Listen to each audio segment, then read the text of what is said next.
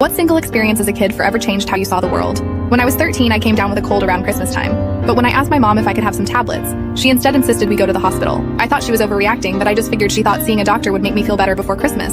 After all, she wouldn't want her 13-year-old daughter to be sick on Christmas. I ended up going to the hospital with her, and once there, she checked me into a room. I saw her speaking with the nurses just before she did, and all the nurses went pale and their jaws dropped as they kept glancing in my direction. Once I was in the room, I remember asking my mom if the doctor said I would be okay, and she reassured me that it was just a cold. I responded by asking if it was just a cold, why did the nurses look so worried, and why I was in this room. She told me not to ask questions I don't want answers to, and then shushed me when I tried to speak again. She left the room a minute later, telling me she was going to get some water and that she'd be right back, and that was the last time I ever saw my mother.